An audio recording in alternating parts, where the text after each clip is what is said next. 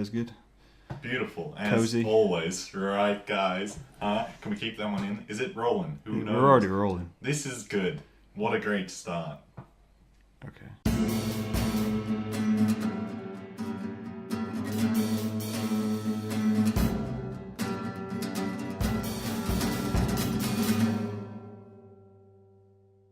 Yeah, just a prelude to everything. This is the first podcast where we've been drinking. So Two of you, I just want to clarify. it may be obvious that it's gone 6 a.m. Mm-hmm. So we're quite tired. One of us is driving and not drinking because he's sensible. Because Do he's drugs important. or drink. But welcome to Yelling at Concrete podcast, guys. Welcome back. Welcome back. Yeah, Nathan, the second guest I've ever had who's been here twice. Mm-hmm. Obviously, last time we talked about reality TV. We did. But Since second most viewed on the channel, folks. If you want to go click that, I'm sure he'll throw a link in the description just to shoehorn myself in. This isn't just so you can promote your previous podcast. It's mainly here for Shaun. You just happen to be here. That's why he's center stage. Nice guy. Shaun. Obviously, we have Shaun Fawbert with us, who I would describe as a guitarist, mainly just because of the amount of guitars you own. But welcome to the podcast, Shaun. Hello. If this was You are. flashier, upscale, you'd get some graphics on there, like Shaun Fawbert. Are you saying my podcast isn't upscale? No, I'm not. I'm just saying bigger budget. You saying my zero budget podcast has... Like, I'm not insulting. No, but podcasts. I mean, I feel love like it. you're insulted. It's great. I feel like this is a good start for the podcast. If you've essentially just come in and been like, Graham, your podcast has zero budget. I feel like Doesn't this, matter. Get more of a shoot. Want to promote the previous podcast because Yep. this one's not quite good enough for you. Couldn't do a few I'm more. a little offended.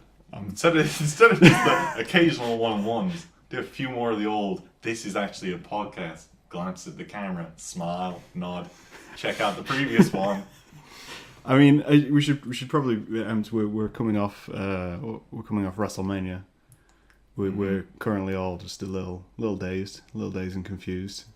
Much like, wait, can we do spoilers? Worked into a shoot as well. Yeah, I mean, this will come up at the end of the week. This will go live at the end of the week, so you can do Okay. spoilers. People, Yeah. if they haven't seen WrestleMania by this point, they will see it. deserve it. If you hear a female laugh, it's because Sophie is off camera, not wanting to be in the podcast. Hi. There we go. We've included her. But yeah, so we'll start off with the usual default question of Shaun. How long have we known each other? 4 years? Yeah, you know, 4 years. Nathan and I have still only known each other about a year. Yeah, about a year and a month. Same with this guy. But what brought us together was wrestling. Obviously, even though I don't watch wrestling in any capacity, regularly, at any time. Well, I've only been watching it regularly again for a year, so... I don't know, you seem to talk about wrestling a lot, though. Well, I knew a lot about it from the Attitude Era and the New Generation era. Yeah, I didn't I've start known you watching like it 4 again. years, but wrestling has come up a lot. Even when we met Nathan, that was like one of the points was Nathan was going to be into wrestling. It was essentially the selling point that was given to it. It was like, this guy likes wrestling. Walk into the room and it's like, oh, okay, there's this guy. And I'm like, yep, that's for Harry. And then it's like, there's this guy. And I'm like, this guy. He's the one that likes the wrestling. But he won me over. Look at that smiley face. Awkward There's a silence. lot of tension between you. No, So there's no tension. It's just... I'm wondering if tension comes across on the podcast. No. There's blank silences. I could just Wait, feel A blank things. silence was... It's clear that one of us plays to the camera and one of us doesn't. I Yeah. think. One of us does, Yeah. definitely. One of us is definitely more of an entertainer. I mean, there's obviously Hero. This is another point of there's an accent difference between the three of us. Mm-hmm. Considering me and Shaun are both from the same town. And That's Scunthorpe for anybody who's listening. sound similar but different. Not a great deal of difference. I don't know. We pronounce a lot of the words the same. Well, you sound... I don't know. You're from Southampton? Yeah. Like Chuddy and Spoggy and Krogger. Yes, not all of us talk like that. Done the usual accentuate some of the words. And my accent's probably changed a number of times. Recently, it's gone more with an inflection at the end. Inflection. Same thing, really. The same thing as an inflection. One of the two. Who knows the difference? It's Not me, Inflection apparently. was only to do with Back to the Future. presumably. Great film. Recommend to watch. That's for podcast 3 with me. Films. We'll see that one in the coming year. Okay, I'll bring this back to where we started with this. Mm-hmm. We may end up in circles. I essentially will end up in circles with this. Okay, so obviously we just watched WrestleMania, which was WrestleMania 34. 34. See, I've been here all night and I haven't learned that until this moment. First reactions, WrestleMania 34. I liked it. Not as much as I liked 30, but I liked it. Shaun? In terms of WrestleManias, it was average. Okay. In terms of storylines, I got, in the wrestling terminology, I got worked because I believe that the term on Twitter they were using was swerved. maybe, but I think worked is the better term because everyone assumed Roman was going to win. Okay, Now that's Roman You could- Reigns for people who don't know wrestling. you could say The big dog. You could say swerve because Brock won. Yeah. Spoiler alert. But I think worked is the best thing because they've been basically for a year building to Roman Reigns winning and kicking out of the F5, and it came to it. Roman kicked out the F5 repeatedly, and everyone just even the audience, if you watch it, was just groaning and booing constantly. It was a tough match to watch. And everyone was Yeah. just knew that the inevitable was Brock was going to kick his ass, and then eventually Roman would kick out, get the spear and win. But what happened was eventually after an F5, after about the 10th F5, Brock won, and got the 3 count. And there was 5 of us here, and we all just popped as if oh my god, what just happened? We couldn't believe it. We're all adults and Yep. Nathan, and it's you don't pop like that for a fictional TV show. You don't pop like that for Family Guy. You don't pop like that for Game of Thrones. But we all just kind of reacted as if, oh my god, that wasn't going to happen, and it happened. And But I mean, this is the weird thing of wrestling, though. It seems like it wants you to get emotionally invested. it does. It's like I say, compared to other TV shows, you watch them and you think things are going to happen and things are going to happen, but you kind of sit there silently. You may think, oh, that was pretty cool, or oh, I don't like that. But wrestling, the way it's portrayed, you get invested and you can react, even though you know it's scripted. You can still buy into it if it's presented in the right way, and even though you know it's fake, you can still just react as if it was a real event. It's weird for me because obviously I don't keep up with wrestling at all, so I have no idea who Roman Reigns is. I know who Brock Lesnar is, but mainly just because of the hype which surrounds Brock Lesnar. And at the same time, I'm I don't know, I just don't care at the same time. Neither did the crowd during that main event. Yeah. Right up until the point Lesnar actually got the win. And then it went from people playing with a beach ball to people actually realising that it was over and finally cheering. I mean, I still think there's a kid, Nicholas. I still think Nicholas stole the show. Mm-hmm. For Show the stealer. entire event of where they got a child up on stage. I think that's one of those moments that as the so-called WrestleMania moment, trademark, it was quite fun. Next week and the week after, we'll realise how stupid it was. You say that, but if he comes out and puts on a 5-star tag team match, Braun Strowman, no one's going to be laughing then. I mean, most people seem to think he's a Make-A-Wish the kid anyway. So it's a chance he might not be alive next week. Well, I mean, to be fair, Wow. he did have that, Just throwing that out there. But, that vibe about him, if we're being honest. I mean, he was terrified. Mm-hmm. He was. Some would say that was too much for a child Maybe. to be dragged up on stage in front of 78,000 people. Maybe he was just a good actor and he was selling it really well. Maybe. He did tag in. Because the whole business of wrestling is selling True. and how you react to other people, and he reacted the great way. So you could say, yeah, it might have been a genuine reaction. On the other hand, he could have been just some random child actor who did his job Yeah, I get really that. well. I get that. But, see, there's a thing so what age did you start watching wrestling? Probably probably about 8 years old or something like that. It was the so-called New Generation era. Like, it was sort of the end of kind of like the Hulk Hogan, Macho Man era, and it was the New Generation. It was Bret Hart, it was Shawn Michaels. It was that kind of era, the new, younger, more athletic people, not just the big, muscular men. That kind of era I started watching. Watched that for a bit. Stopped watching it because, well, basically it was on Sky and we didn't have Sky anymore, so I stopped watching it. And then we got Sky again. I picked it up again in sort of early Attitude era. Yeah. And watched it from there. But, Stopped towards the end of the Attitude era because after the whole WCW, WWE thing back in the day, WWF just stopped. It just became less entertaining. Then what? So how old would you have been then? That was sort of 2002, sort of 15, 16. So what age did you start watching? Probably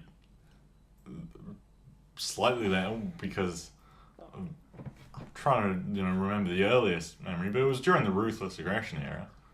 So I mean, you call it our eras, but I don't know. Well, you were about 4 years old when I stopped watching it, so... to be honest, I can't really remember. See, the one I'm trying to track is because I watched wrestling when I was like you, like 8 or 9 type thing, and then that led into being 11, 12 into the Attitude Era and all that kind of stuff, and then I just stopped, but like my brother kept going, and you guys kept going or coming back to it, and I've never gone back to it, so I don't kind of get what draws people to it at that age, or when you get older. Mix probably, like the old stars still being around, seeing how they're doing. Like, But then didn't that like strike you as sad though? a little bit, but it's also kind of it's pretty much just the passion they have, and that's their entire life and career. It's like seeing, I don't know, it's like like when you see like old bands, Yeah. and then they're still going. Mm-hmm. You're like, you don't need to be going. You could just retire. Just stop. Put down the guitar. Good, but I think it's more... It's like, obviously, the comparison's been made many times before, but it's more like a soap. Alright. Because it's not like... It's not all the same people it was 20 years ago. Alright, there's the odd one and still, but it's continuing on. There's no off-season, there's no stopping. It's new people coming all the time. And, like... I got back into it again because I remember talking to someone at work about just like the old times and how fun it was and things that happened. And I remember how much basically fun I had watching it, and just it's not so much the watching it, it's the watching it and then talking to your friends about it the next day. It was that kind of the so-called water cooler effect of just talking about what happened and what's going to happen. See, like, I kind of like. I mean, this is probably the most sport which has ever been discussed on any of the podcasts ever. And I liken it to sport in that sense of people who get invested in like individual characters and individual teams and all that kind of stuff. And so it does just continue on and on. But it's like, how do you not lose interest in that? Because like that's what I don't get about sport. Like a football match. Like I know you both like football. Mm-hmm.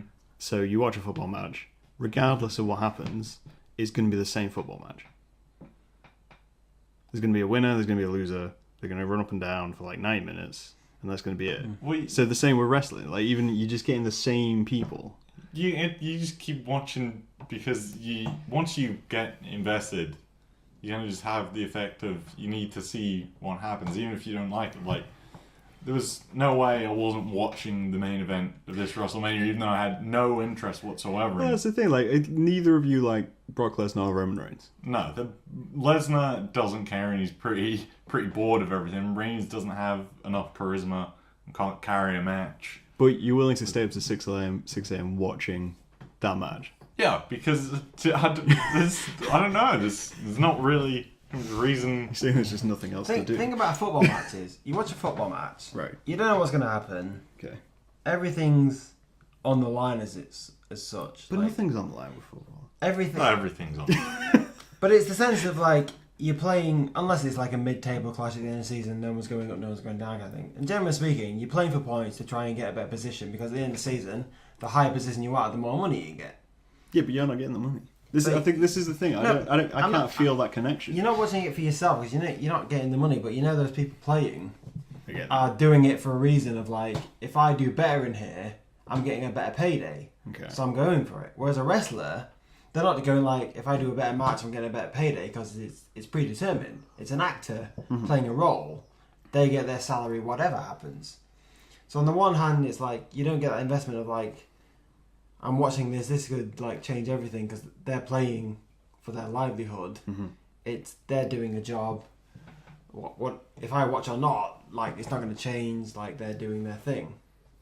But at the same time, it's a story. It's the same reason you watch Game of Thrones. It's the same reason you watch Dexter or whatever popular TV show is around these days. I don't know. Not Dexter. Yeah, you're wrestling Dexter. That's been gone for like a decade. Gone for a long time. I'm not sure. I don't know what's popular these days. I don't know. Other than On Game of TV. Thrones. Walking Dead. It's the same reason. Yeah, Nathan, you're on your TV. What's popular? It's the same. I reason. mean, The Walking Dead's lost a lot of respect from people, but It's the I same still reason like you it. watch whatever the latest TV show is because you want to know what happens in the story. Okay. Wrestling. Westworld. Okay, we got Westworld. Westworld's Westworld. Yeah. Okay. Better Call Wrestling, Saul as well. wrestling is a story. Yeah. Like, it's characters, there's plots, there's things going to happen. But at the same time, there's that athleticism. Like, you know the outcome, it's all that. But at the same time, these people are really doing what they're doing. It's not like a stuntman with protection. It's not a stuntman with a bodysuit and a green screen. They're really doing that. So you know the outcome of the match. You know this guy's going to win. But at the same time, there's always that element that the guy that's going to win could get injured, and that's going to change the course of the whole thing. They're going to have to change on the fly. And Yeah, I mean, but even though you know the outcome, you don't know what's going to happen because it's real events happening, kind of thing. I suppose, yeah, one of the emotional investments like that I found was the fact that after like 2 years of thinking his career was over and having to retire, Daniel Bryan was medically cleared, told he could come back, and like this was the arena that he got his huge win at WrestleMania 30. He won both world titles, and then pretty much 2 years later he's told got to retire, and then 2 years after that comes back and makes the big return. And it's good to see someone who's spent his entire life put everything into being a wrestler to have that kind of positive impact back. So you're kind of watching it more in terms of like the passion of the people performing rather than the actual event,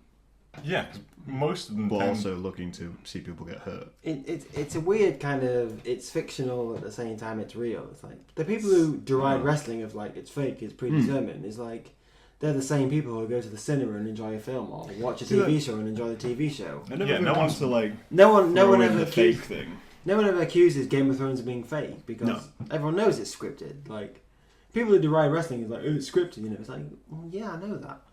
I'm watching it for the story. Yeah, I kind of get that. I mean, like I'm never one who's like thrown in the call like it's fake, it's scripted. That's never bothered me because to me, I see it as like it's theatre. Yeah. It's just a type of theatre. You're watching it for the story.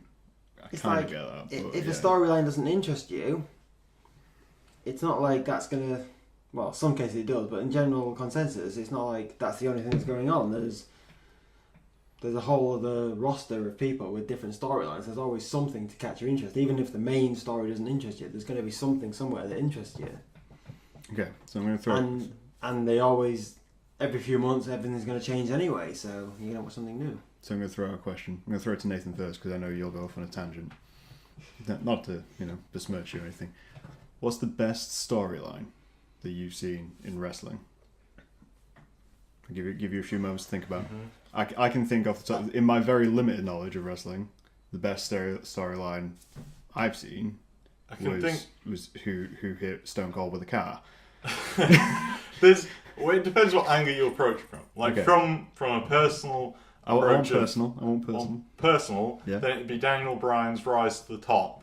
From kind of the man started in the Nexus with the first NXT season, and he came in looking like this scrawny dude straight out the independent circuit, completely shaved head, completely clean shaven face. Before his geography teacher, which he looks like now. Yeah, and I mean a hench geography. he was out there, and people, apart from like hardcore wrestling fans, didn't really know the guy. People thought he was probably going to be a bit of a loser. He goes from that, and like in a matter of years, he changes his look, he changes his style, he goes through a great kind of tag team with Kane. Team Hell No was always fun. But then it was the point where it was like, what does he do after that? Mm-hmm. And he kind of gets extremely over, he gets popular, everyone's invested in him.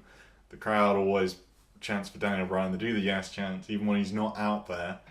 And then, for some reason, the executives and the authority never actually bothered to push him. It was kind of the first time in a long, long time since kind of Stone Cold and The Rock that kind of the people's choice actually got pushed into the main event rather than the choice of who the guys backstage wanted. Okay. So it was nice to know that a guy that kind of worked his whole life to be at this moment and got himself over, got where he deserved to be. When you say over, explain that. Well, just like... Because that's the term you guys have been throwing around. Yeah. And I'll be honest, I don't know what it means. So, when It means the fans buying into the storyline. Okay. Yeah, so the fans have got to be invested. In the case of, if you're not over, the crowd's going to be dead. They're not going to be chanting anything, or they might just be chanting completely random things, looking elsewhere. Mm-hmm. If the guy's over with the crowd, they'll be chanting his name, they'll Right. be paying close attention to his match, any close falls in the match, any near submissions, any huge moves, they'll get up out their seat for. They'll start cheering, and they create an atmosphere. Or booing if he's meant to be booed. Yeah. Booing in the sense of he's meant to be booed because he's a bad guy. Yeah. Not in the sense of he's booed because they don't want to see him. Yeah, they'll basically play to how it's meant to be, or how they want it to be. Cheer the hero, boo the villain. Yeah. Yeah. Okay. So Sean, what's the best storyline? Well, it's very personal. Yeah, we're going personal. We're getting real personal. Well, it's not personal as in it affects me. I don't know. It's, Depends what storyline you choose. It's personal as in personal as in its opinion. it was the reveal of the anonymous general manager, wasn't it? It's the Hornswoggle storyline. Well, for me, it was the obviously being a big Bret Hart fan. Yeah. I'm going to use the word fan rather than Mark, because Mark is a wrestling term. Okay. Being a fan, he was the good guy because he was a good guy because he's the best wrestler there's ever been. Right. And the fans He's not. the fans appreciated his skill. And then he got Just watching Nathan twitch. Slowly angry. That's his opinion. Blurry. I'll let him finish. Yeah. well Bret Hart versus Daniel Bryan will be another podcast for another day. Okay. But him being the best and the authority figures at the time, yeah, basically screwing him over, and him getting annoyed and turning against that at the same time, and him going bad, whilst at the same time, a little unknown wrestler called Steve Austin was on the rise, and it was basically Bret Hart getting screwed over, turning bad, and in the process feuding with Stone Cold and him being bad, turning good, and just that kind of moment. It's the moment they ushered in the so-called Attitude Era, which is basically the most profitable and arguably the most famous era in professional wrestling. But that's kind of the storyline that kind of triggered things. Mm-hmm. So for me, as a fan, that was my favourite storyline. See, it's interesting. You both pick storylines which are quite, in a way, quite broad, but they focus on individual people instead of individual events. Because let's be honest, there's some random shit which happens in wrestling. Oh yeah. The most visible storyline for me is the one where Steve Austin gets hit by a car. Yeah. And then it turns out to be Rikishi. Mark Henry and Mae Young, when she gave birth to a hand, Yeah. he was the father. That stands out as... Oh, there's there's numerous weddings. There's been one that was a guy throwing in a trash compactor recently. Braun Strowman. Pretty much, they throw in some absolute random stuff, but no one focuses on those. They just focus on as the big breadth of story. Yeah. Well, the random moments like that, if people don't like it, they just decide to forget about them. No. Because it's happening every single week with no break. I don't like this story. It's fine. There'll be a new story in a few weeks. So if it's a bad story, you can ignore it, and if it's a good story, you can enjoy it for however long it lasts. Because if it lasts a while, it's great. if it lasts a short time, you prefer to go to longer, but at least you got some enjoyment out of it. If it's a bad story, you can ignore it because there's 5, 6 other stories going on at the same time. You can pick one of them and enjoy. So. Yeah, pretty much I think every single kind of comedy moment, all the smaller segments that you're talking about, just end up in like a clip show somewhere during like a Raw anniversary show. And that's where they get remembered. I mean, to that extent, what's the worst story? Like, what's the biggest leap that they've like asked you to suspend disbelief, and yet you've not been able to? Bret Hart being the best. What's your issue with Bret Hart? I can't get behind. He's 12 years old. That's what. Well, issue yeah, about I mean, him. He's gonna bring the age thing into it. We go. But Well, no, that's interesting because you're like, obviously you're two. I'm you've grown watching up it with in different idols hindsight. as you- He's watching it live, so it might have been different. But watching it in hindsight, I just can't. For me, Bret Hart wasn't the guy back then. He didn't really have the charisma that a lot of the other guys had. Did he have a story? Though? Bathroom. Like, He had to, like you probably noticed, like he said, there was some stuff with like Bret Hart kind of getting screwed. Like I mentioned Daniel Bryan getting screwed. Like there's a lot of storyline similarity throughout wrestling between various people, but I just do you think there's a habit of repeating stories? Oh, stories are repeated all the time. There's only so many stories to tell. Because it is the thing. I mean, like you're saying, it's like similar to soap opera. Like a soap opera can end in multiple ways. Wrestling always has to end with wrestling. So can you expand that past story, or is that just always going to be the way? I mean, you can go back to it. There's long-standing feuds like Kevin Owens and Sami Zayn are like best friends and go way back to pretty much the start of their careers together. There's guys like Lesnar and Undertaker probably fought recently, but they had a lot of things going on in the past as well. There's a lot of things for them there, but yeah, there's feuds that can reignite, but specific storylines between different people just happen and they just get reused. You get a lot of. It's the same story, but it's different people, so there's a slightly different tinge on it, and it's a case of for the people who are writing it. The people who've been watching it for years are going to carry on watching it because they've been watching it for years. It's just habit. Yeah. And for new people, they've not seen that story before, so it's going to be new to them. So do you think wrestling just survives because of generations? Yeah, you can. It's in like the same way, like EastEnders only survives because like there's a parent who watches EastEnders, and then they get their kid to watch EastEnders with them, and then the kid continues on. It's like, oh, I've never seen this before. It's like you're telling the same story, but you're telling it to a new person, so they've never heard the story before. Yeah, so. and you do it in different, like the eras have obviously changed, and kind of the attitudes have changed.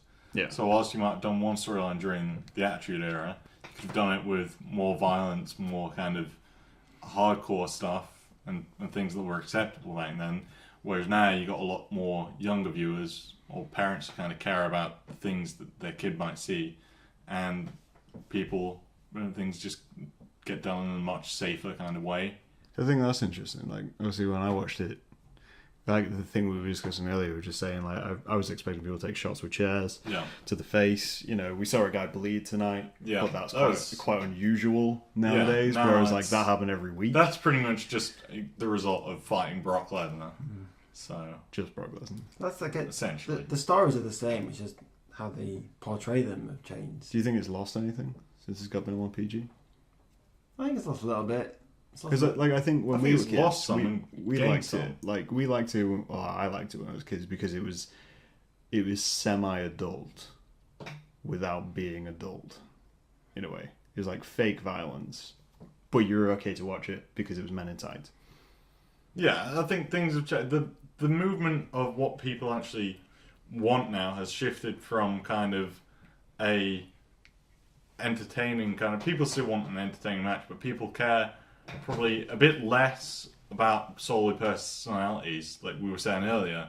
Is back in the Attitude Era, you could have got across purely on your personality and got yourself into a main event match, and probably not been a great wrestler at all. But now you kind of need to have a mix of both, and I think there's been a big shift in the actual quality of wrestling in terms of the matches is probably a lot better now than it was back then.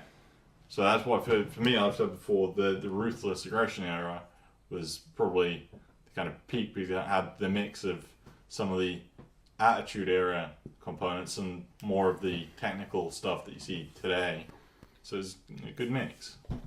But there's always like a level of catharsism of like seeing the villain get hit with a chair in the face. Yeah. Even though it wasn't you doing it, like the good guy finally, after weeks of being put down, finally getting up and hitting the bad guy. There's that level of catharsism and release of like, yes, finally, like watching the other on you've watched Luke beat Vader, you've watched Frodo throw the ring into Mount Doom, you've watched the good guy beat the bad guy, and there's that level of catharsis like you get when you play a game and you're like just blowing people's heads off. I mean, like you still get that now. It's done with watching someone tap out rather than watching someone get hit in the face with a chair. I was going to say it's less violent. It's, but like, it's weirdly still that same simplified catharsis. though. There's a very brief moment there when he said Luke and Vader. I associated it more with wrestling as like Vader and Bushwhacker Luke than Star Wars. I mean, I'd pay money to see Luke and Vader wrestle. That seems interesting. Implying you were alive when Luke and Vader were Oh wrestling. no implications. I don't know. It's what the network's for. I think maybe that's what bugs me about wrestling is that it is so it's very black and white. It's very this is the good guy, this is the bad guy, this is who you're meant to root for, this is who you're going against. So there's the lack of complexity, unless I'm just missing something.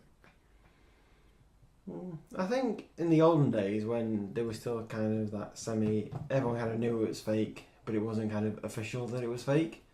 But then I think you could do the straight good guy, bad guy. And these days, everyone knows it's a show, everyone knows it's scripted, and they're like telling you this is the bad guy, this is the good guy, but people are watching it like, but I find the bad guy more entertaining, so I'm going to want him to win and be enjoyed by his presence, and I find him more charismatic than the good guy, so I'm going to root for him. This is why you get the bad guy that's cheered and the good guy that's booed. Yeah. And a lot of the problems people have with wrestling these days is that people are cheering the bad guy and booing the good guy, but the people who are writing it still insist on writing the same story for those characters. Like, they're cheering for this person, but they're still written in a way that they should be booed. Okay. Yeah. But people are like, stop writing him this way. Stop making him come out saying this town sucks. Because I like this guy. Just make him come out and say this town's good and make him win. And this guy that's coming out every week saying, yeah, I'm doing it for you people, but everyone dislikes him, just write him to be disliked rather than don't write him to be liked when he's not liked. If he's not liked, write him to be not liked. And that's what people buy into. Actually, yeah. You have the problem of everyone kind of flip-flops back and forth on if you've got a guy you don't like and you're like, we don't like him, and then they make him into a character that you shouldn't like. You start getting invested. You're like, that's what we wanted all along. That's why we wanted that. And then you start getting behind him and perhaps cheering him, even though they then turn him, and you should be booing him. You start cheering him because you got what you wanted. Yeah. So I think that's the weird thing with wrestling. Like, it's one of the few kind of industries where they'll just change their mind on who's going to do what. Mm-hmm. Like, they'll take a character and they'll say, "All right, cool. Well, we're gonna make everyone hate you." That's There's no. I don't think there's any other art form where they're just like, yeah, that's standard practice to quickly change it and then go, all right, well, it's not working out for a few weeks. The feedback's not been great, so we can adjust it. Because it's so strange. Because sometimes you'll get a scenario where they've written one story, Yeah. but people don't like it, but they'll insist on still sticking with that story. Yeah. But at the same time, sometimes it'll happen where they've written a story, but people don't like it, so they will immediately change the story. The probably one of the most famous ones is WrestleMania 18. It was Hulk Hogan versus The Rock, and this was WCW Hulk Hogan, supposedly the villain, but this was like his first time back in WWF since the whole WCW WWF thing ended. Yeah. And the WWF crowd just absolutely loved him. They cheered him. So this match was supposed to be like Rock, the massive cheered so-called face, which is the good guy, versus Hulk Hogan, the heel, which is the bad guy. And it was meant to be like Rock just beating the bad guy. But when the actual match came to happen, people were just cheering the so-called bad guy so much that they changed their plans on the fly on that night, basically saying this this isn't what the fans want. Let's change it up. Mm-hmm. So they changed it up, and they were like, Hogan's getting cheered. Let's run and change the story to be Hogan being cheered. Whereas other times, I guess the most famous example in modern times is Roman Reigns. They're writing him as the guy they want to be cheered, but he's not getting cheered. He's getting booed. But rather than adjusting the story for him being booed, they're continuing to write him to try to be cheered, but he's getting booed. So it's falling. It's not working. Yeah. So it's that weird kind of thing of like sometimes they'll say the fans don't want this. Let's adjust it to what the fans want. But sometimes it's like this is what we want, and I don't care what the fans want. We'll write what we want. So it's. But at what point do you abandon that? At what point do you go, they're clearly not writing what anyone wants? Like, do you watch it for what you want?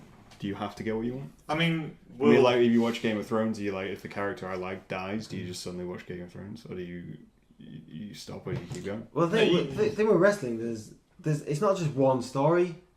There's multiple stories. Yeah. So there'll be some story somewhere that you like. And this is the thing about being, even though it's fictional, there's still that real element. Even if you don't like any of the stories, you can still watch it in terms of, like, you'd watch people dancing, or you'd watch people skating, or just to watch just the athleticism. Yeah. And the people performing what they do. Like, you can go to a ballet, you cannot understand the story whatsoever, but you can appreciate the art form that's going on. You can appreciate the skill and the dancing of the people involved. Yeah.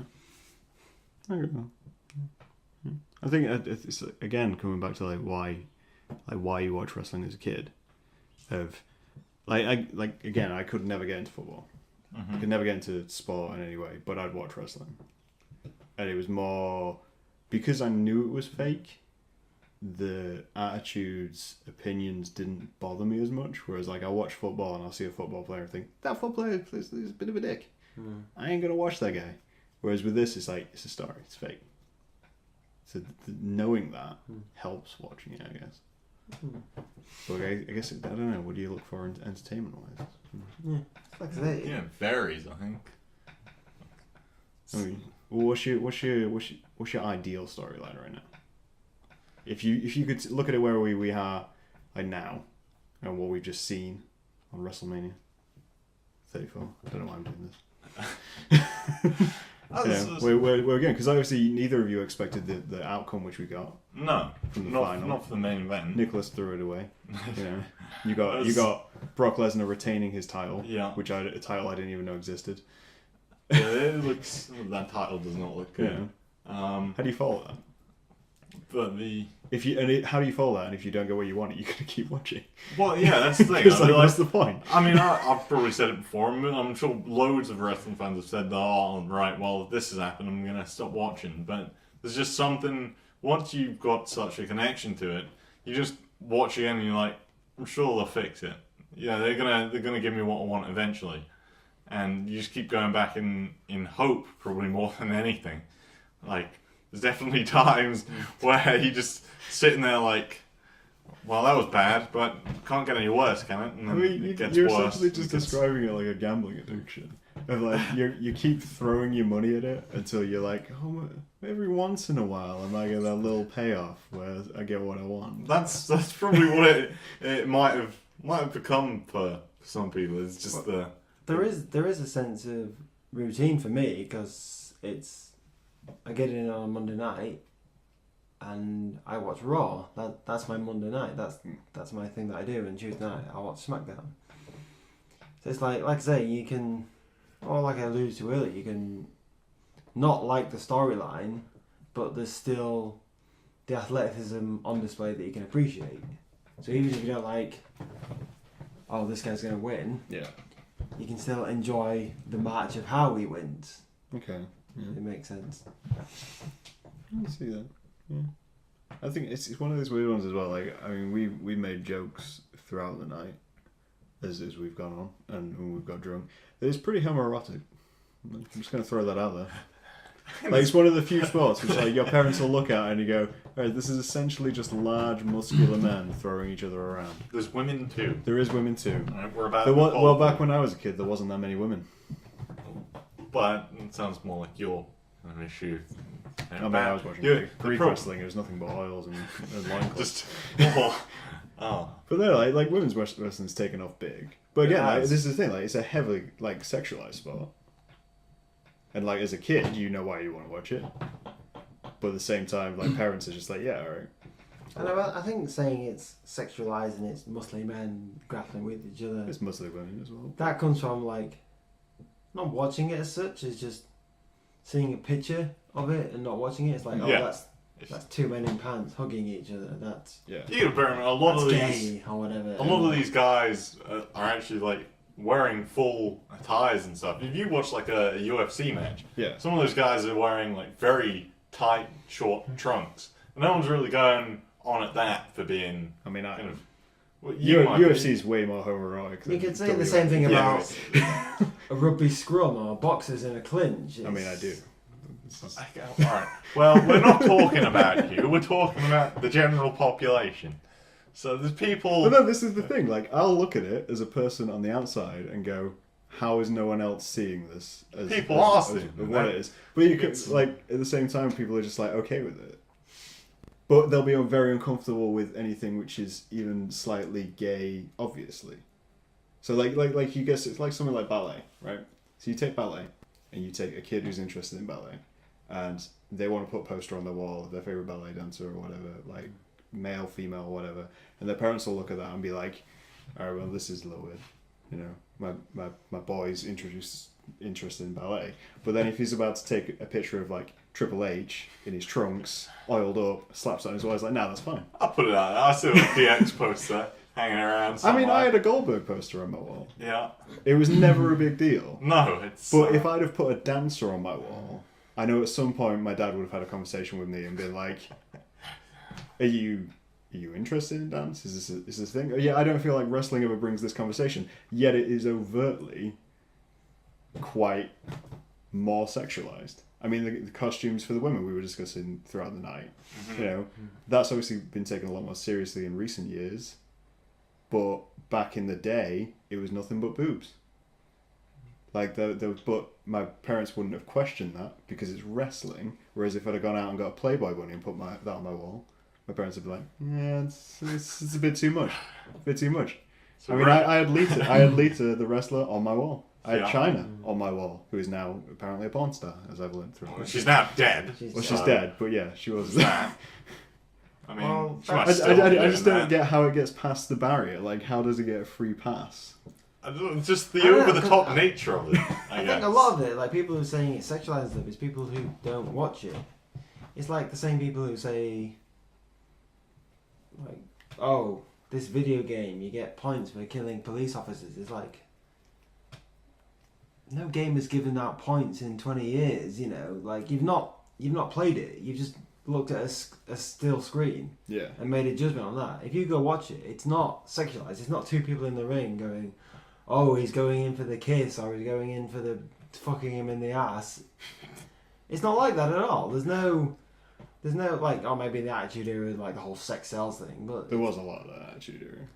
I think Attitude Era was sold on sex and violence. Like, it's not sold on sex. Like, yes, there's attractive people in it, but that's because in this day and age, it's a crime to be attractive. But I know, I get arrested all the time. It's not sold on being a sexual thing. So okay, and people who watch it don't watch it. Well, yeah, there might be the odd edge case, but people don't watch it because I like to see two men in pants grappling each other. If that's what they wanted to see, they would go get some porn involving two men in pants grappling with each other. Okay, so to this bring is that around, still a wrestling podcast. Yeah, we're still on a wrestling podcast. Well, it's not a wrestling podcast per se. Okay, we're bringing that around. So obviously the sex will take out. But do you think it teaches people to solve things with violence? No, but because every storyline ends with violence. Not all of them. Like, I don't overtly, because I don't think particularly TV shows or anything teach you that with violence. But wrestling has as their solution is fight each other. Some of them end with just hugging it out. Some of them don't get a conclusive end. Most end with the violence. But that's one of the things you could twist to fit your point of view. Yeah. On the one hand, you could say it's teaching people to solve their differences with violence. On the other hand, you could say you're selling right, you've got a difference. Right, we're going to solve it in this scenario with a strict set of rules that you have to abide to, and you like once it's done with. Like, yeah. Do you think like I mean that's the thing with like wrestling storylines? Do you think that sometimes they just drag it on too much? Like with the match tonight. So like Roman Reigns obviously lost, waiting a while. We saw Cena and Undertaker. That's been waiting for like a while. Mm-hmm. That's not going to get dropped after tonight. So nothing's been solved. They fought it. Do you think they do that too much? It depends. Yeah, what storyline it is. If people find the storyline interesting, basically at the end of the day, it's a business. Yeah. If people are interested, they'll keep it going as long as they possibly can. If people really, really want to see person A fight person B, they're gonna make it last as long as possible without them fighting. If people are interested in seeing it, they'll drag it out as long as possible. Mm-hmm. So people will pay money to eventually get to see it. If people aren't interested in seeing person A versus person B, generally speaking, they'll decide people aren't invested. They're not going to get any money from this. We'll drop it and we'll find something else. All right, there's occasions where there's stubbornness involved and they're going to do it, whatever. But generally speaking, this person fighting this person is going to make some money. The longer we drag it out, the more money we can make. And if people are still interested in paying and willing to pay to see it, they'll drag it out as long as possible. Okay, I got another problem with wrestling. I'm just going to pick a few problems. The acting in wrestling. Well, it Not varies. so much the in-ring acting, but who is the worst on mic actor? You know, What, just like kind of promos or that? like interviews, going into the ring, calling people out. Like, because I seem to see a lot. Like Triple H to me is not a good person on a microphone. But a lot of people, the common answer, the generic one, would probably be a common go-to Roman Reigns. But he's not actually the worst. He wasn't too bad. But when he's on mic, he's really not the worst.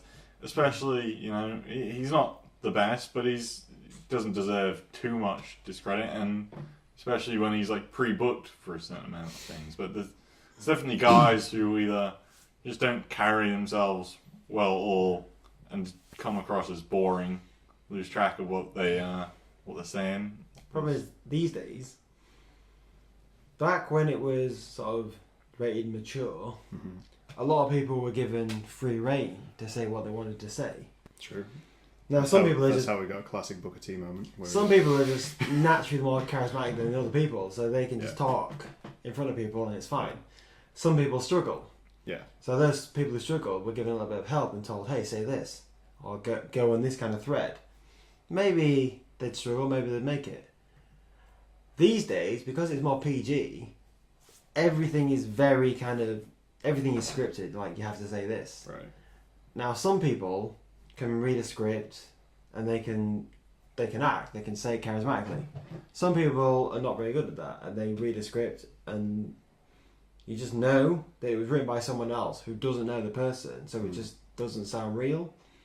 But they know if they want their money at the end of the week, they have to say what's been given to them. So they'll try their best, but it just doesn't work sometimes. It's like a combination of bad acting and bad writing at times, but Yeah, sometimes. it's a case of like, people can't deliver the lines, but at the same time, those people giving the lines aren't giving the lines to the personality of the person. Yeah, that's fair. Do you think, obviously back in Attitude Era, there was a lot more. To me, there was a lot more characters. We rewatched Raw, the episode of Raw, with like different people in it. You had different people like Cactus Jack, Scott Too High, Kane, all through. I don't think that there's that many characters. There seems to be a very generic trend of this is Guy is good at stuff.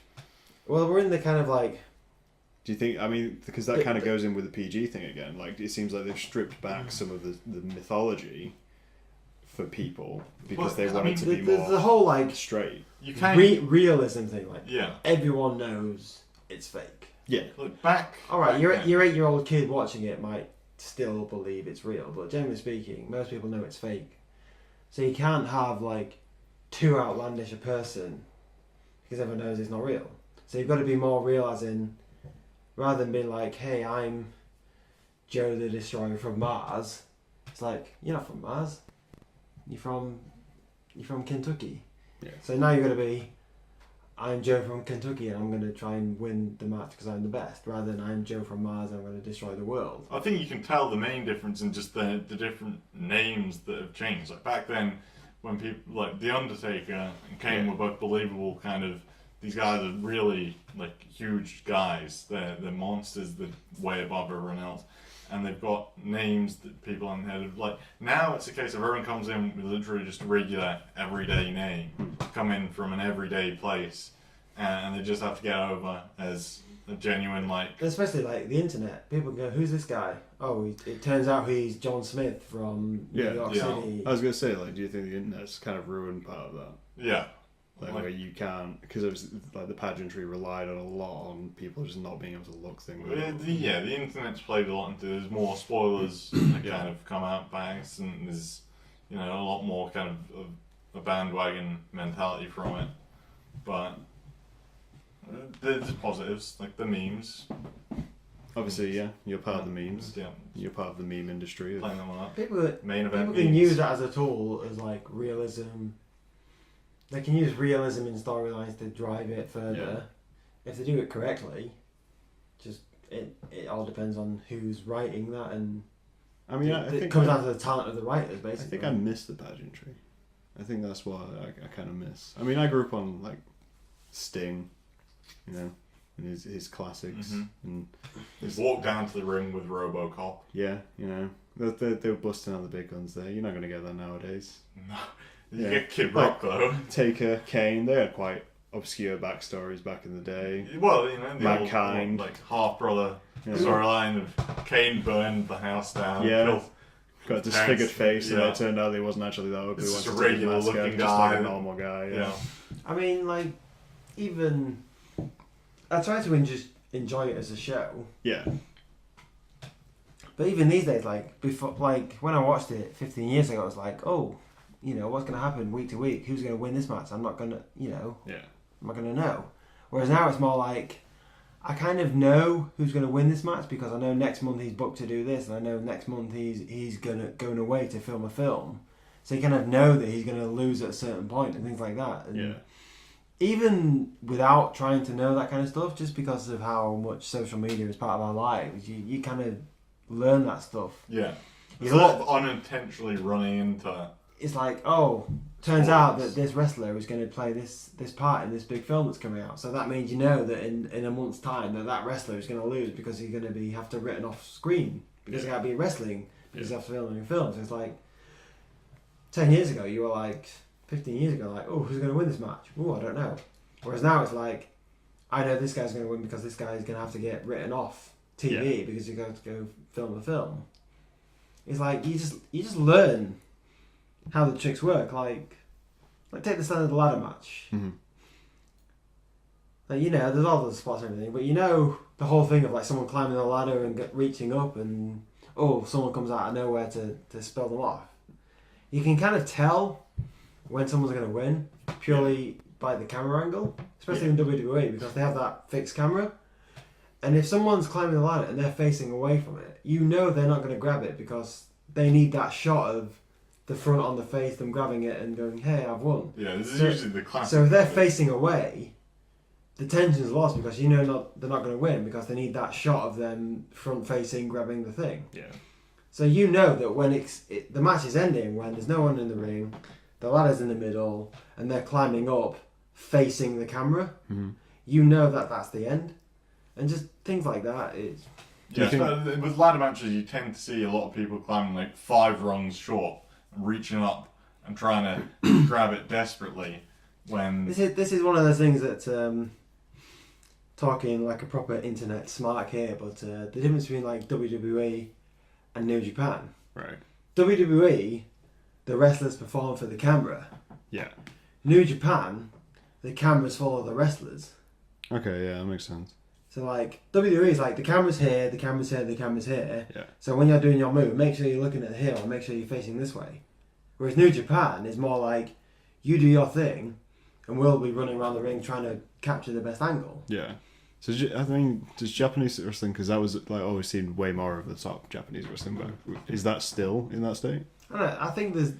Or have they done what everyone else? Some people will tell you that that's better. Some people just say New Japan is better, WWE sucks. Yeah. And then you get other people like WWE is great, New Japan sucks, whatever. But anyone with like half a brain will tell you like both things have their advantages. Like the camera following the wrestlers had the advantage of it feels more real. Mm-hmm. Whereas the wrestlers playing to the camera has the advantages of you're going to get the best shots and you're going to get those replay moments that you can watch over and over again. Oh my god, that was so good, kind of thing. Like you must have like a TV show or a film where it's just like there's a certain scene that you like watching over and over again. Mm-hmm. Now in a wrestling match, if that scene's like played to camera, you can get that scene and it's going to come out how you want it, and you can watch that over and over again, which is what people want. The replay value, you can buy the DVD, you can buy the network kind of thing. Mm-hmm. Whereas the following the action, you get that kind of live. It feels more real. You don't know what's quite going to happen. Like the camera's not going to be in this fixed spot, so you know that a spot's coming. It's kind of like on the edge at the time kind of thing. You might miss something because the camera's not in the right place, but at the same time it feels more real. So they both have the benefits, really. What do you think, mate? Are you more Western or Japanese in this? I'm probably pretty much all WWE. Yeah. That's more Have you only ever watched WWE? No, I've watched Ring of Honor. I've watched you grew up in the Japan. time when it was WWE. Yeah, but no, like I do, I watched WCW stuff on the network. I've watched, all the stuff on the network, but I've also watched current stuff like Ring of Honor, New Japan, other like independent promotions. But I just don't have kind of probably the time or just the dedication to follow that much content and keep up with everything. So whilst, there's probably a lot of great stuff happening in these other promotions, it's just, I already struggle probably enough to keep up with WWE-based content. So I'll just stick with that. It's got the guys I know, the guys I'm invested in, and I'll just take a look online. If someone says there's a good match happened over in New Japan, I'll be like, I'll give that a watch then. But there's more wrestling than there is time to watch it. Yeah. And obviously there's people out there who do make time, and I'm much probably more invested than I am, and find the time to follow every promotion. But just for me, it's kind of sticking with one, quite happy with what I'm seeing, invested enough in that to just keep up with it and watch. Do you watch EastEnders or do you watch Coronation Street? Or do you watch both? I mean, some people do. Yeah. I mean, it's one of those things that, like we were saying, with the predictability of it, or knowing extra things about knowing where people are going to be, and that kind of thing. So, do you think we're in an age where that is due to your age? Like, you're both older than the most average wrestling watcher, I'd say, because wrestling's supposedly marketed at 12 to 16-year-olds. Yes, I mean, it varies. Like, if you look at the crowd tonight for a WrestleMania event, it's probably packed with people from all over the world, packed with more adults than children overall. Yeah. But then the thing with like a WrestleMania event, I always think, is you're going to get more adults just because they can afford to go. Yeah. Whereas like children will watch TV. Well, I think, if you just see an everyday like Raw or SmackDown, then there's probably more families there because it's going to be cheaper to get to and more accessible. I mean, I guess we're saying is there an age limit to wrestling? Like, is there an age, do you think, where you guys will just stop watching it? I mean, obviously, I got to an age where I just didn't watch anymore. Now I watch it as like a nostalgia thing once in a while.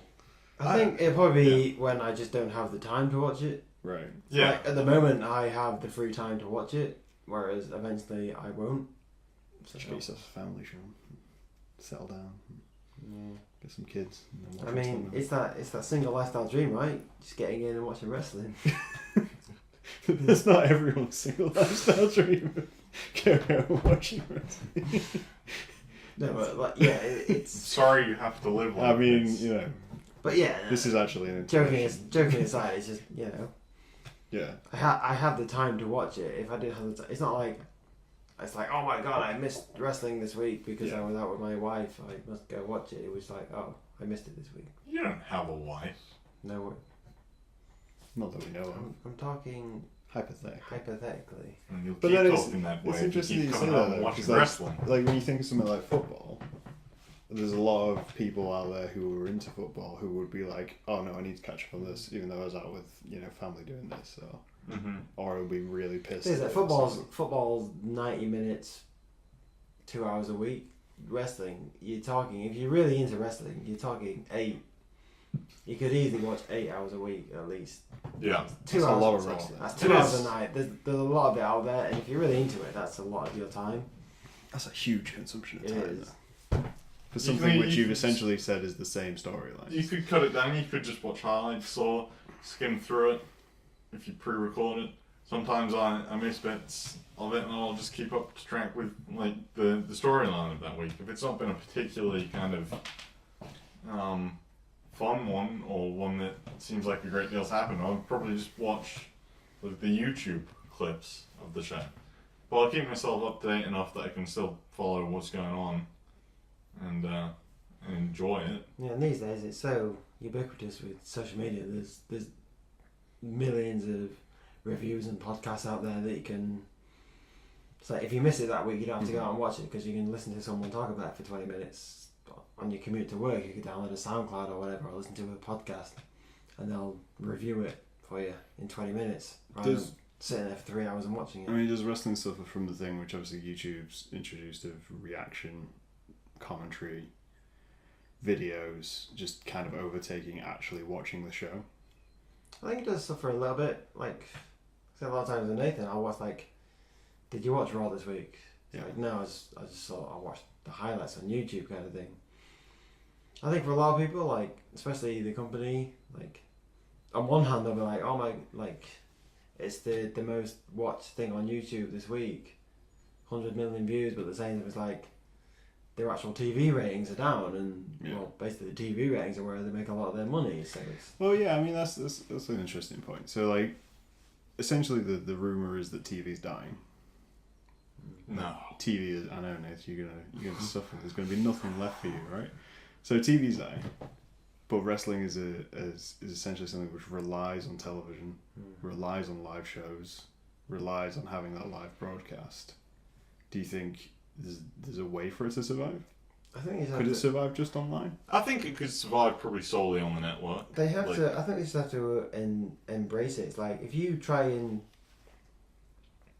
release your show, like there's gonna be hundreds and thousands of people out there like getting on YouTube reviewing it or whatever. Yeah. Throwing some clips up there. Now you can either like try and fight every single one of those clips and try and take them down, or just be like, this will lose them out. Rather than trying to fight everyone who's putting a clip up, I'm just going to put my own clip up, and rather, hopefully people will come watch the official clip than the unofficial clip. I mean, I think WWE has done that more recently. I mean, obviously they have their own channel now, so they've started to corner the market on it. And especially with live events, you want to be the person who watches it live and talks about it rather than the person who reads about it. Yeah. The more people they want to get to talk about it, the okay. Like, we'd rather get 100 people talking about it than 50 people talking about it and 50 people reading about it, kind of thing. Yeah. Alright, I'm going to ask for some predictions now. Okay. Just going to throw out some random things. And who's next to retire? Kurt Angle. I think Kurt. He was looking a little slow. I'm going to let He say. needs to retire. There was a couple of naps during that match. He can't go anymore. He's too injured, and he needs to stop pretending he can go. He's not so bad. He's just like, Kurt, just stop. I mean, just like. I mean, Taker came back. I think a lot of people they want that last good match from someone, but the problem is like, he's too injured and his body's too damaged. He can't risk doing that. Yeah. Like if he wants to be able to like live the rest of his life not in a wheelchair, he's got to not do it anymore. Yeah. No, I'd probably say Kane. You think Kane should? Yeah, I'm not saying he should. There's a chance the man could do what Undertaker's done and really hit the gym hard, get himself kind of back into the shape that he was in a while ago, and get some of his intimidation factor back. But I think he's done a lot of things. He's also got a lot of things going on the side now, like his political kind of career that he's doing now. And I think he's been there so long, and people, have a lot of respect for him that he doesn't need to go out and do anything again. There's not a great deal that they could kind of force him into where people would really be back on the Kane bandwagon. So I think it'd just be an ideal time to kind of give him like a final run and see him out and let him enjoy a good retirement. You know, he's always been there and helped like the younger generation out. And a lot of people in the company always can talk highly of him. So. Yeah, I mean, both of those people are people I thought should have retired a while back. Like, I remember them from the older days. Mm-hmm. I mean, I'm so happy that Ric Flair's retired. Mainly just because he's the most annoying man I've ever seen. But... Woo! Okay, so next international title, who's getting it? Who's going to beat Brock Lesnar? Oh, he's the Universal Champ. I mean, I'm expecting the internet to explode with your answers, by the way. Just you're going to come under heavy fire because I'm going to tag the crap out of this. Go for it. I mean, the wrestling community likes you're putting your opinions online. Likes to jump on any opinion ever. I mean, I'd happily just say someone like absolutely throw in a randomer and be like AJ Styles, but I mean, going for the WWE champion to be Universal champ as well as that. I mean, that seems like that's the progression, right? See, that's the bold move you're going for. For me, I think it's got to be Braun or Finn. I think. Yeah, I mean, you look at it. There's a kind of stacked class of people who lost the title and haven't had a rematch. Kevin Owens, Finn, even Goldberg. Obviously, Goldberg Hall of Fame. There's a chance he might go back, try and take it again, but I don't think anyone really wants that. I think you got the like. I kind of want that. Finn's the guy. He never he won it, but he never lost it. He had to give it up because he got injured. Right. Okay. But he's never had his like official one on watch rematch kind of thing. Like he's been involved in like multi-man matches, but just never like the pure one-on-one match. So I think people want to see that. And also Braun Strowman, he's so over that people just want him to have like. Yeah. On the one hand, he's so over that he doesn't need the belt, but at the same time, it'd be nice to give him the belt. Yeah, there's like a solidification of. I mean, neither of you said Matt Hardy. I'm surprised. No, I don't think WWE Matt Hardy is the best transition I've seen. I mean, it'd be amazing. It's great. It's not going to happen because I think in terms of the fact that he's like a 45-year-old man with a little bit of a gut. Like, no one could buy into the fact that he could beat someone like Brock Lesnar. What I love about Matt Hardy is that I remember Matt Hardy, like, first WWE match I watched was the Hardy Boys versus the Dudleys SummerSlam TLC match. That was my first experience of WWE. So I remember him as that. And then my new experience of Matt Hardy was about 2 years ago when my brother just put delete as a comment, and I was just like, what are you trying to delete, man? And he was just like, just look at Matt Hardy, mate. And I was like, what happened to Matt Hardy? That's one of the things. If Matt Hardy won the championship for like 2 minutes, for 5 minutes, it would be the greatest thing in the world. Yeah. But then you'd actually, once the actual moment had been over, and you settle down and think about it, and it's like this is terrible. Like he wouldn't actually be able to win that. You know, they put Lesnar in a kind of position now where whenever he does lose the title, you can't just lose it like clean, because he's gone over so many people. He completely destroyed Roman Reigns, and essentially there's very few people on that roster. It's like you've either got to bring in some sort of new monster, which in terms of NXT there's no new monsters. The only thing you could do is either bring in someone from like New Japan or something, like an Omega or an Okada or something, or even like a Goto, or he'd have to like lose it in a multi-man match where he doesn't get pinned, like a triple threat. Like he gets thrown out the way and someone gets a cheeky roll up on the other person. Yeah, it's like that. I think that's the only way now you're gonna get the title off him.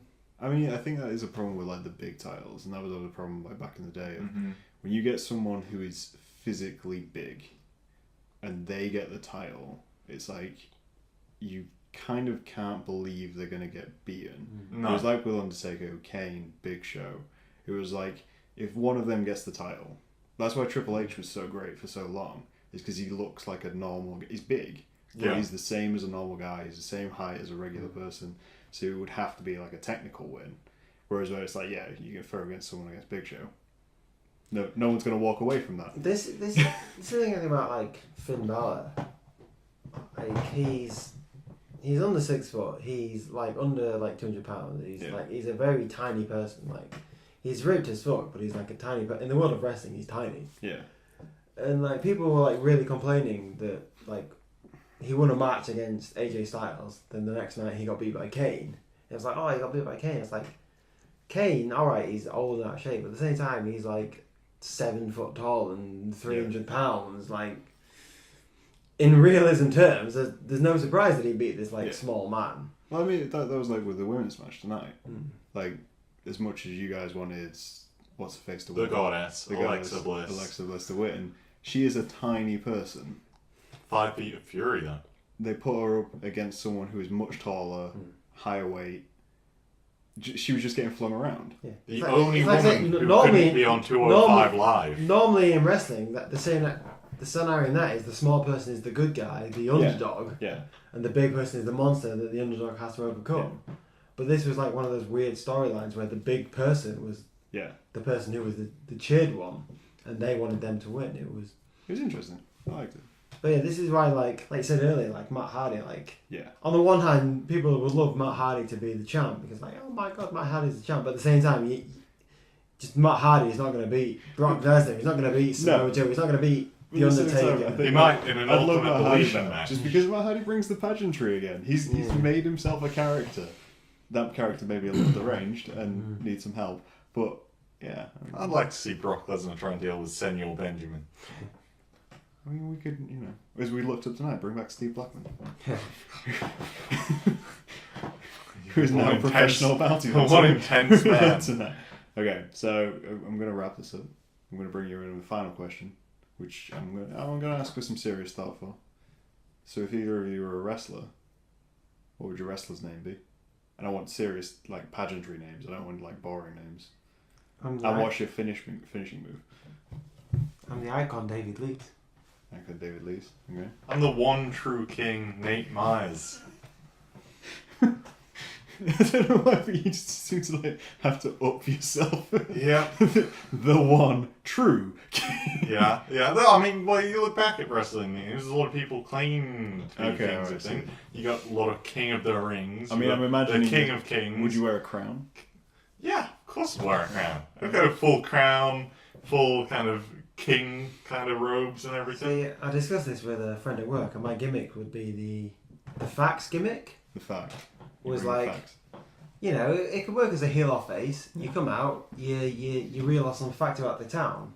If you're a heel, you reel off this town has the worst statistical literacy rates in the whole of this country. Oh, boo. Or if you're a face, this town has got the best sports team in the world. You're like, yay.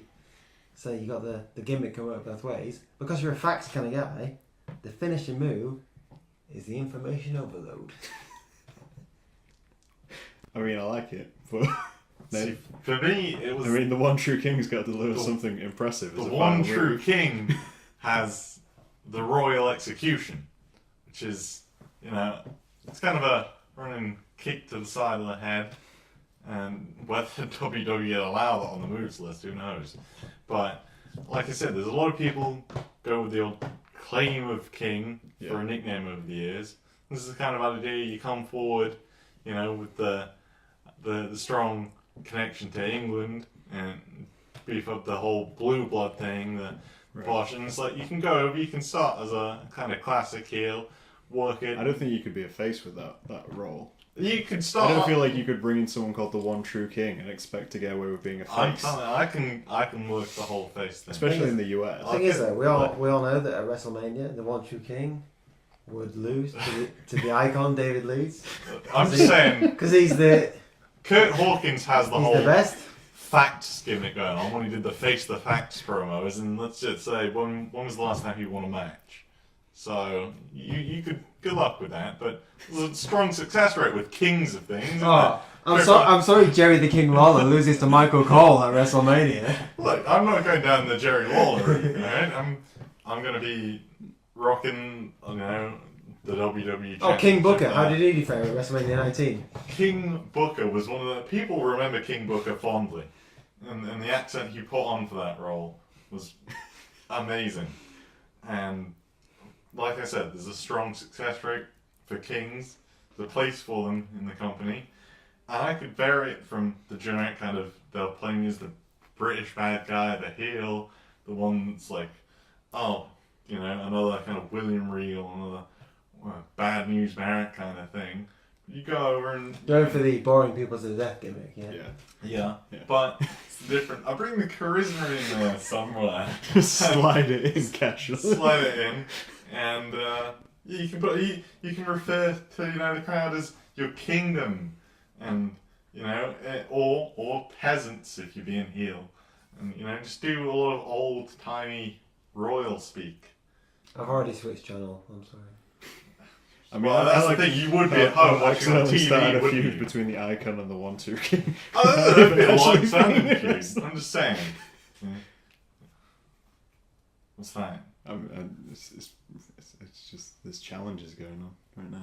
I mean, we'll turn off the cameras and we'll still get. That'll be fun. There's a table right here. Do you want another arm wrestle? I do an on-camera one. Oh dear. No, I'm not ending the show with it. No cameras. My microphones are worth too much. Cool. Plus, we don't want to embarrass Shaun. That's, Yeah. yeah. I mean, seething hatred going on between you two. And you can see him there. With that smile on his face, he can't keep a straight face during it. I think this is a good point to end on, of figuring out where you guys are and learning more about wrestling. Mm-hmm. But yeah, I mean, we've seen WrestleMania, been swerved or popped. Or I would work so hard. We've seen darkness turn to light. Yeah, So it's now it's- full on daylight outside. Yeah. Well, thank you guys for coming. Mhm. Yeah. I mean, it's your house. My house, but But thank you for being on. And, yeah. No. Any last words, Nathan, for your fans, since this is round 2? It is round 2, and I'll look into the camera now. I'll do the outro, please. Okay, alright. You wrap this up. We've enjoyed round 1, second most viewed video. Go back and make it number 1 most viewed. Don't worry, I'll help out with that. Share a link or two. This is round 2, and you can kind of crop this whole area out. And if you want to skip past anything he says, go ahead. I'll talk to you guys later. He's not going to turn that off yet. Watch for round 3. I'm gonna press this.